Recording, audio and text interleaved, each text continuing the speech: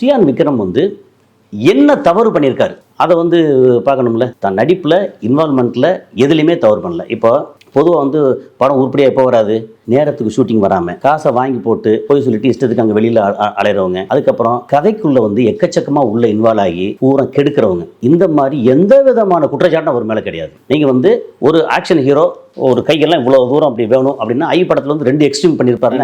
கண்டிப்பாக இது வந்து வேறு யார் பண்ணுவாங்கன்னு தெரியாது. ஓகே, ஸோ இந்த மாதிரி ஒரு சூழலில் இப்படி பண்ணக்கூடியவர் கடந்த ஒரு 15 படத்தில் வந்து ஒரு 3 படம் இல்லை 4 படம் தான் பேசப்படக்கூடிய படம். விக்ரம் தப்பு கிடையாது, சியான் விக்ரமோட தப்பு எதுவுமே கிடையாது. ஆனால் நடிப்பில் தப்பு இல்லை. இப்போ படம் வந்து ஒரு கட்டம், இப்போ வந்து சேது படம் பண்ணும்போது சியான் விக்ரம் வந்து அவர் என்ன மாதிரி நடிகர்னு தெரியாது, சிறப்பான நடிகர். தூளாக இருக்கட்டும், தில்லா இருக்கட்டும், ஒரு நல்ல கமர்ஷியல் நடிகராக வந்தார்.